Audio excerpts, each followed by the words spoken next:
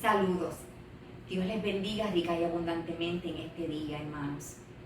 Hoy estaremos trabajando en nuestra clase la carta a la iglesia de Filadelfia y a la iglesia de la Odisea.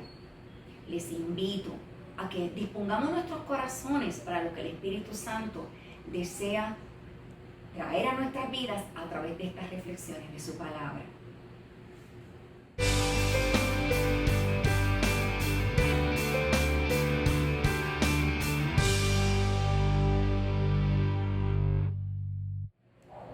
La iglesia de Filadelfia, a diferencia de las otras iglesias que hemos estado estudiando en las pasadas clases, fue una iglesia a quien el Señor no hizo ningún tipo de reclamo. Veamos algunos datos interesantes sobre la ciudad de Filadelfia que nos permitirán entender un poquito el contexto del mensaje del Señor Jesucristo a la misma. En primer lugar, la ciudad de Filadelfia, cuyo nombre significa amor fraternal, fue fundada por el rey Átalo II, rey de Pérgamo, y fue nombrada así por el amor y la amistad que tenía el rey con su hermano Eumenes. Era la más joven de las 7 ciudades y gozaba de prosperidad, y era dada, por supuesto, a los placeres como la mayoría de las ciudades greco-romanas. Era conocida por sus edificios, de hecho contaba con un gran teatro. Tenía tantas diosas y templos que la llamaban la Pequeña Atenas. La ciudad estaba ubicada en una zona fértil y debido a esto había muchos viñedos en esa región. A tal punto que uno de los templos principales de la ciudad estaba dedicado al dios Baco, que era el dios del vino, y había grandes celebraciones paganas llamadas bacanales en honor a ese dios. También estaba ubicada en una zona sísmica que experimentaba terremotos frecuentes y que hacía necesario los desalojos continuos. Sin embargo, a pesar de la condición religiosa y moral de la ciudad en la que estaba ubicada Filadelfia, ahí se había mantenido la iglesia fiel al Señor, por lo cual es la única de las 7 iglesias que no recibe ningún reproche o señalamiento de parte del Señor. No significa que era una iglesia perfecta, pero sí era una iglesia comprometida con el Señor y con su palabra. A esta iglesia la hemos llamado la iglesia consagrada y viva. La carta a la iglesia en Filadelfia se encuentra en el capítulo 3 de Apocalipsis, los versos 7 al 13. Y vamos a estar considerando algunos de los versículos por la cuestión del tiempo. Dice el primer versículo, el versículo 7, escribe al ángel de la iglesia en Filadelfia, esto dice el santo, el verdadero, el que tiene la llave de David, el que abre y ninguno cierra, y cierra y ninguno abre. Yo conozco tus obras. He aquí he puesto delante de ti una puerta abierta, la cual nadie puede cerrar, porque aunque tienes poca fuerza, has guardado mi nombre, has guardado mi palabra y no has negado mi nombre. Y dice el versículo 11, he aquí yo vengo pronto, retén lo que tienes para que ninguno tome tu corona. Y el versículo 12, al que venciere yo lo haré columna en el templo de mi Dios y nunca más saldrá de allí, y escribiré sobre él el nombre de mi Dios y el nombre de la ciudad de mi Dios, la nueva Jerusalén, la cual desciende del cielo de mi Dios, y mi nombre nuevo. El que tiene oído, oiga lo que el Espíritu dice a las iglesias.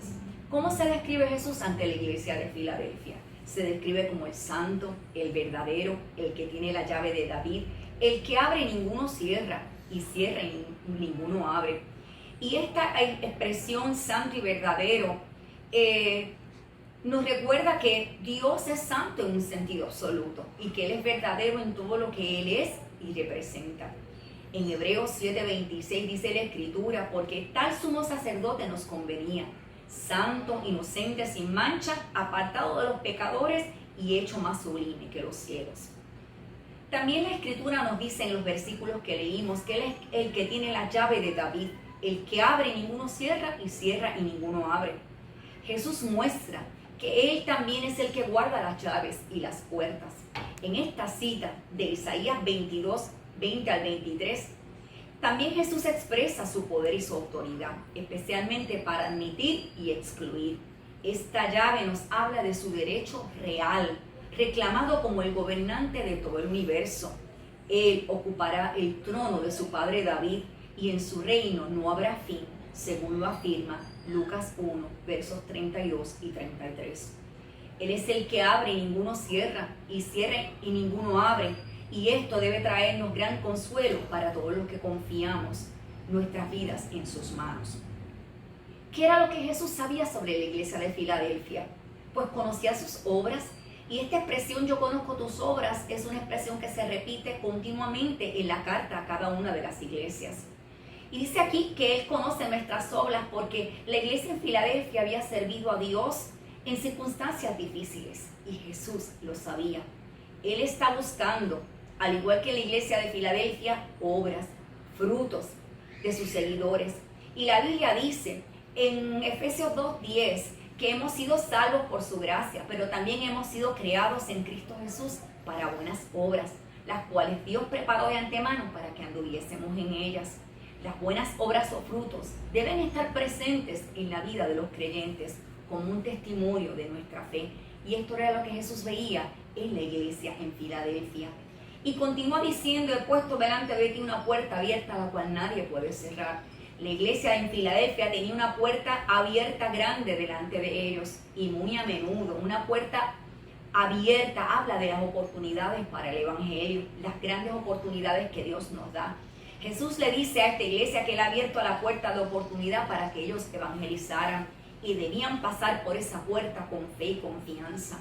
Dios quiere que aprendamos a tomar cada oportunidad para evangelizar, la cual Él abre delante de nosotros. En su historia, Filadelfia tenía un gran llamado para la evangelización. Ahora Jesús les abría las puertas a los creyentes en Filadelfia para que pudieran esparcir la cultura de su reino hacia todas las regiones. La puerta abierta también nos habla de las oportunidades para entrar al reino de Dios, en contraste con la exclusión de algunos judíos que consideraban que solo ellos y no los creyentes en Cristo heredarían el reino de David. Eso lo menciona algunos de los versículos del capítulo 3, versos 7 al 13 de Apocalipsis.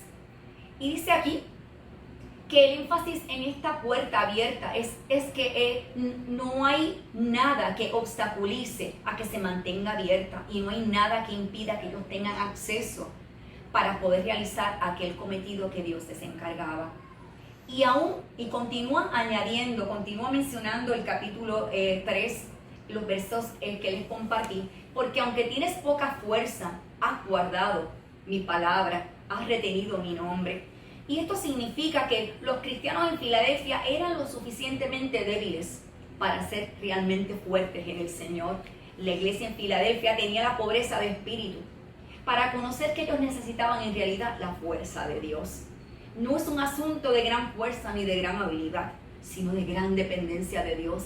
Esto lo afirma el apóstol Pablo cuando dice en 2 Corintios 12:9, afirma: y me ha dicho el Señor, bástate mi gracia, porque mi poder se perfecciona en la debilidad. Por tanto, de buena gana me gloriaré más bien en mis debilidades, para que repose sobre mí el poder de Cristo. Y continúa elogiándola, indicándole: has guardado mi palabra y no has negado mi nombre. La iglesia en Filadelfia era fiel a Jesús y a su palabra. Y la idea detrás de que no has negado mi nombre no es solamente que expresaban su relación con Jesús, sino que demostraban con su vida y testimonio su fidelidad y obediencia a la palabra de Dios.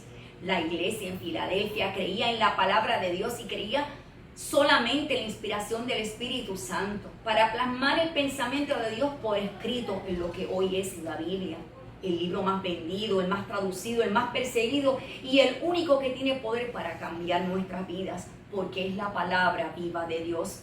Nuestra vida tiene que reflejar lo que nosotros profesamos en Cristo. Negar el nombre del Señor implica que no vivimos conforme a los principios de su bendita palabra. Jesús aprueba y anima a los creyentes en Filadelfia porque se mantuvieron firmes, fieles y confiados en Él al proclamar que Dios se hizo hombre para mostrar su amor al morir en sustitución por todos los pecadores. Continúa diciendo aquí en la palabra de Dios que Dios los pondrá en gracia con aquellos que los persiguen. Y dice la escritura en los versos 9 y 10, sea que yo entrego de la sinagoga de Satanás a los que se dicen ser judíos y no lo son, sino que mienten. He aquí, yo haré que vengan y se postren delante de ti y reconozcan que yo te he amado. Por cuanto has guardado la palabra de mi paciencia, yo también te guardaré de la hora de la prueba que ha de venir sobre el mundo entero para probar a los que moran sobre la tierra. Yo entrego de la sinagoga de Satanás. Lo que estaba implicando es que los cristianos en Filadelfia estaban siendo perseguidos por personas judías. Pero estos judíos que perseguían a los cristianos eran judíos tan solo de nombre. No tenían una conexión real con Abraham o con las personas de fe. Jesús no habla del pueblo judío, sino de este grupo específicamente de judíos en Filadelfia, quienes perseguían a los cristianos a causa de su fe. Y dice la escritura que Jesús promete que Él defenderá a su pueblo allí en Filadelfia y les dará la seguridad de que sus perseguidores reconocerán la presencia de Dios en medio de ellos. Jeremías 1:19 afirma: y pelearán contra ti, pero no te vencerán, porque yo estoy contigo, dice Jehová, para librarte. Y en Romanos 8:35-37 dice: ¿quién nos separará del amor de Cristo? Tribulación, o angustia, o persecución, o hambre, o desnudez, o peligro, o espada. Antes, en todas estas cosas, somos más que vencedores por medio de aquel que nos amó. Ante la oposición y persecución que podían enfrentar a causa de la fe en Jesucristo, Jesús nos insta en Mateo 5:44-48 que amemos a nuestros enemigos, que bendigamos a los que nos maldicen, que hagamos bien a los que nos aborrecen y que oremos por los que nos ultrajan y nos persiguen, porque es la única manera que podemos realmente evidenciar ser hijos de nuestro Padre que esté en los cielos, que hace salir su sol sobre malos y buenos y que hace llover sobre justos e injustos. Seamos pues perfectos como nuestro Padre que esté en los cielos también lo es. Y Jesús les da una promesa a los hermanos en Filadelfia. Les dice: te guardaré de la hora de la prueba que ha de venir sobre el mundo entero. Estas palabras de aliento de Jesucristo significan que ellos no pasarían por el periodo de la gran tribulación. La iglesia, antes de este momento terrible, sería arrebatada en Cristo. Y este es el consuelo y la esperanza que tenemos nosotros, los que esperamos pacientemente el retorno del Señor. La Biblia dice en Hebreos 10:36: porque es necesaria la paciencia para que, habiendo hecho la voluntad de Dios, obtengamos la promesa. Y la iglesia solo espera pacientemente el retorno del Señor. Ahora, ¿qué quiere Jesús que haga la iglesia en Filadelfia? Primero les recuerda que Él viene pronto. Y esa expresión "vengo pronto" nos indica que tenemos que estar preparados. Y pronto no se refiere a otra cosa, ¿verdad? A que no será un suceso que ocurrirá de inmediato, sino que será repentino, razón por la cual debemos estar preparados para el mismo. Y segunda de Pedro 3:9 lo afirma cuando dice: el Señor no retarda su promesa, como algunos la tienen por tardanza, sino que es paciente para con nosotros, no queriendo que ninguno perezca, sino que todos procedan al arrepentimiento. Les insta a que retengan lo que tenían. La iglesia en Filadelfia no se debía apartar del cimiento sólido de la palabra de Dios sobre la cual habían construido su vida y su fe. Al igual que su fe era sustentada por el poder de esa poderosa palabra viva y eficaz, según lo afirma Hebreos 4:12, ellos recibirían la corona de victoria si retenían hasta el final esta palabra que habían recibido en sus corazones. Primera de Timoteo 6:12 nos exhorta que peleemos la buena batalla de la fe, que echemos manos de la vida eterna, la cual asimismo fuimos llamados. ¿Qué promesa le hace Dios a la iglesia? Al que venciere yo lo haré columna en el templo de mi Dios y nunca más saldrá de allí. Y escribiré sobre él el nombre de mi Dios y el nombre de la ciudad de mi Dios, la nueva Jerusalén, la cual desciende del cielo de mi Dios, y mi nombre nuevo. Qué maravilloso es saber que a los que vencen se les dice que ellos serán una columna en el templo de Dios. Y las columnas son ilustraciones de fuerza, de estabilidad y de una digna belleza. La antigua ciudad de Filadelfia sufría de terremotos constantes. Cuando un edificio se derrumbaba en un terremoto, muy a menudo todos los que quedaban eran grandes columnas. Jesús nos ofrece la misma fuerza, el permanecer firmes en Él cuando todo a nuestro alrededor sucumbe. Él es la piedra viva y capaz de darle a nuestra vida el sostén y el pilar necesario para mantenernos firmes aún en momentos difíciles. Y nunca más saldrá, porque a diferencia de los ciudadanos de Filadelfia que tenían que huir cada vez que se estremecía la tierra, dice aquí que aquellos que venzan tendrán la oportunidad de tener un lugar de permanencia y estabilidad con Dios, en contraste a la incertidumbre que vivían a causa de los terremotos. Escribiré sobre él el nombre de mi Dios. Qué maravilloso es saber que el vencedor también recibirá muchos nombres. El de Dios, el de la Nueva Jerusalén, el nuevo nombre de Jesús. Y estos nombres sencillamente son marcas de identificación de Cristo en la vida de aquellos a quienes le pertenecen. Estas marcas son marcas de intimidad porque muestran el privilegio que tenemos de conocerle a Él. Y para finalizar, para poder escuchar lo que el Espíritu desea hablarnos, tenemos que afirmarnos en su palabra, como lo hicieron los hermanos en Filadelfia. La iglesia en Filadelfia fue reconocida por su obediencia y fidelidad a Cristo en circunstancias difíciles.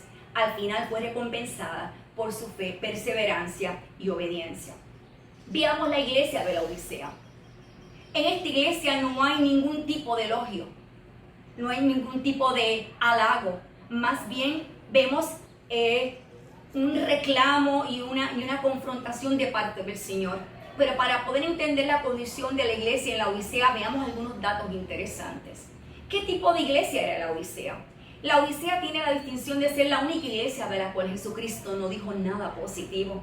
La iglesia en la Odisea recibió uno de los mensajes más duros de parte del Señor y por eso se le llama la iglesia tibia o la iglesia rica, pero pobre.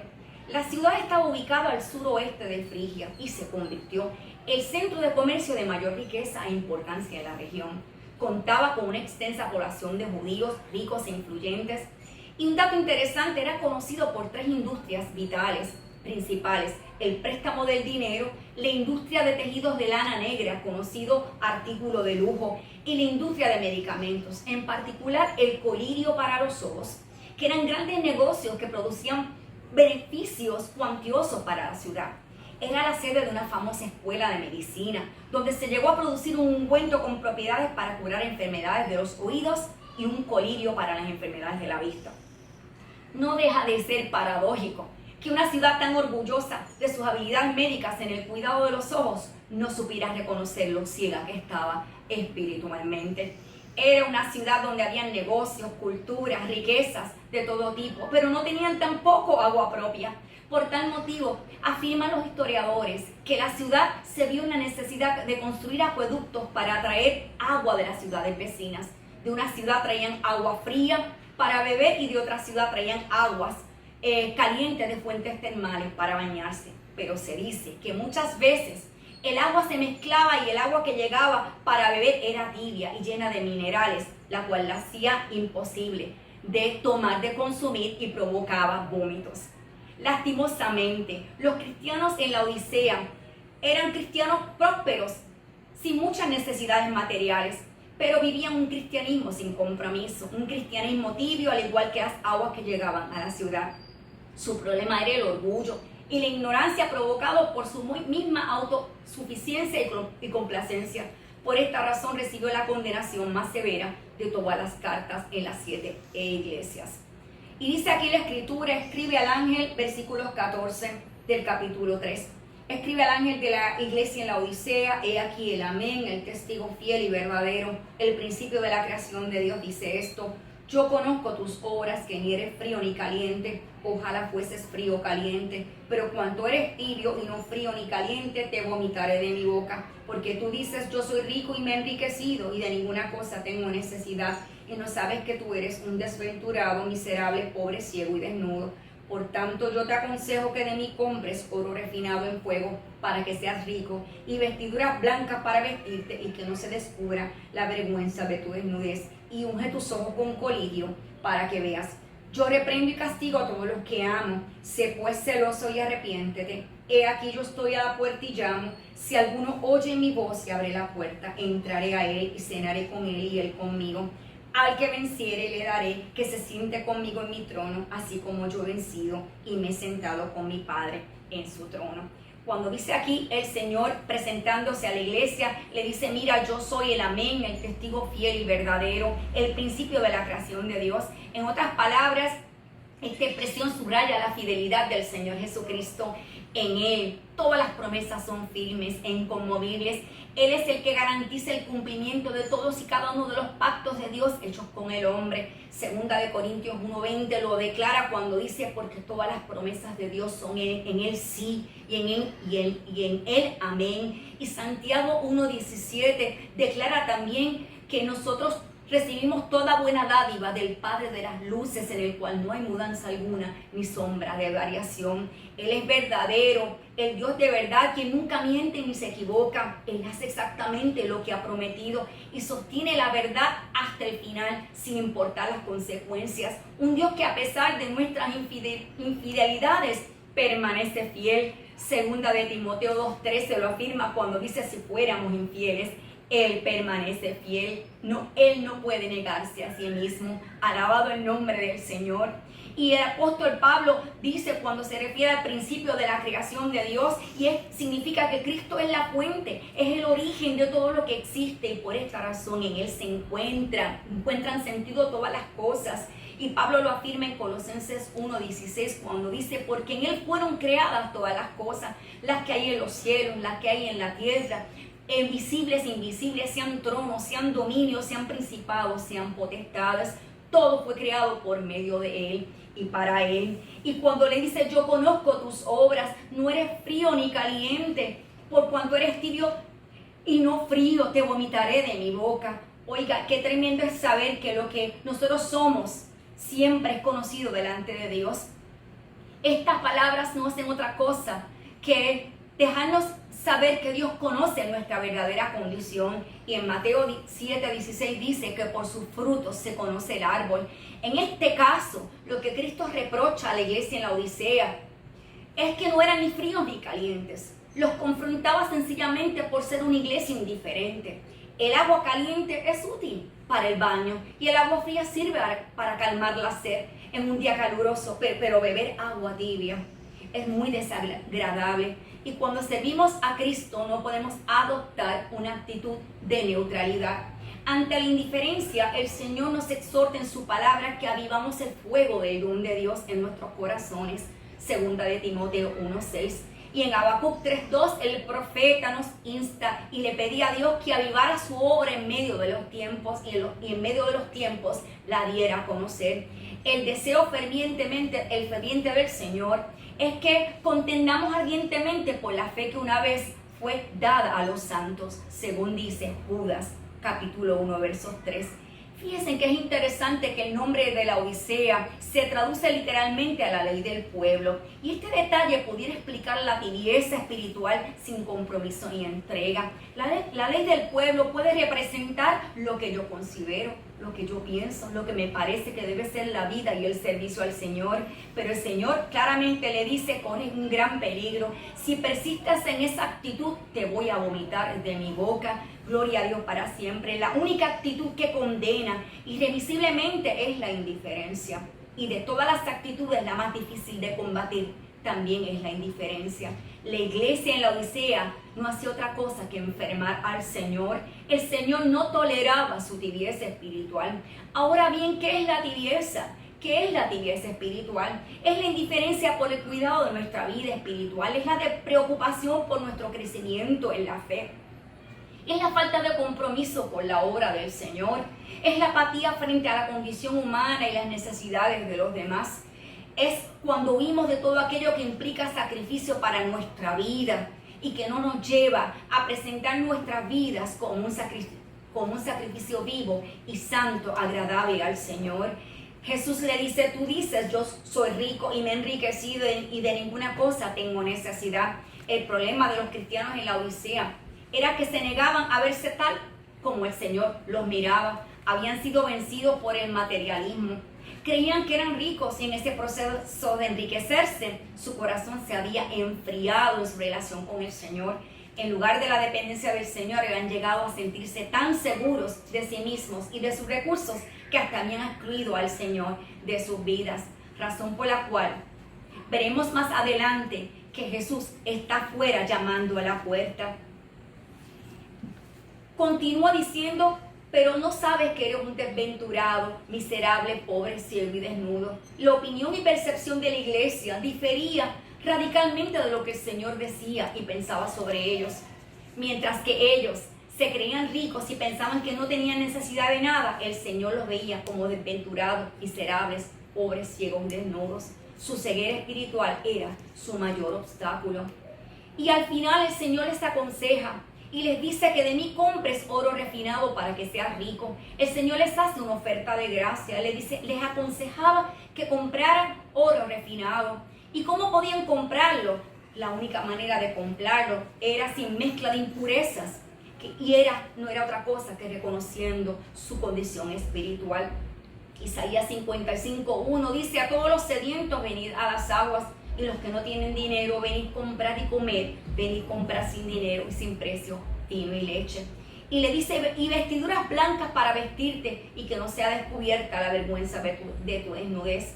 La Biblia dice que justificados pues por la fe tenemos paz para con Dios. Y esa vestidura espiritual que nos hace despojarnos del viejo hombre, según Efesios 4:22 al 24, era la vestidura que tenía que volver de nuevo a adquirir la iglesia en la Odisea. Y unge tus ojos con colirio para que veas. Por eso el Señor les ofrece el verdadero discernimiento espiritual que viene a través del Espíritu Santo. Es tan solo el Espíritu Santo el único que nos puede abrir nuestros ojos espirituales para que no andemos en tinieblas, sino que tengamos la luz de la vida. Cuando dice: yo reprendo y castigo a todos los que amo, ciertamente no podemos menospreciar la disciplina del Señor, porque al que ama lo corrige y lo hace para que participemos de su santidad, según lo describe Hebreos 12:5 al 12. Sé pues celoso y arrepiéntate. He aquí yo estoy a la puerta y llamo. Si alguno oye mi voz y abre la puerta, entraré a él y cenaré con él y él conmigo. La situación de la Odisea era que el Señor ya no estaba en medio de la iglesia, estaba fuera de ella, llamando a la puerta para poder entrar. Y dice el Señor que Él estaba llamando y que todo aquel que le escuchara, Él le garantizaba entrar a Él y cenar con Él y Él conmigo. Y al final cierra la carta: al que venciere le daré que se siente conmigo en mi trono, así como yo he vencido y me he sentado con mi Padre en su trono. Y es algo tan maravilloso pensar que el deseo de Jesús es que aquellos que también vencen al mundo por medio de la fe se sienten con Él en su trono, un privilegio que no merecemos y que recibimos tan solo por la gracia de Dios. Para finalizar, el que tiene oídos oiga lo que el Espíritu dice a las iglesias. Al final de esta carta, comprendemos que no podemos vivir una vida de indiferencia, una vida de neutralidad con Dios. Que Dios nos insta a que hagamos de su palabra el centro de nuestras vidas y que esa palabra sea el cimiento fuerte sobre la cual construyamos nuestra vida y nuestra relación con Él. Que Dios nos ayude a tener un corazón dispuesto para escucharlo con la mayor atención y una voluntad dispuesta para obedecer a su palabra. Cada una de las iglesias recibieron diferentes amonestaciones, pero es importante que ante todas las cosas recordemos que aquellos que son fieles a Dios y a su palabra, podrán gozar de todas las bendiciones del Señor. Dios les bendiga, hermanos, Dios les guarde y que el Señor nos ayude a seguir reflexionando en torno a estos hermosos mensajes.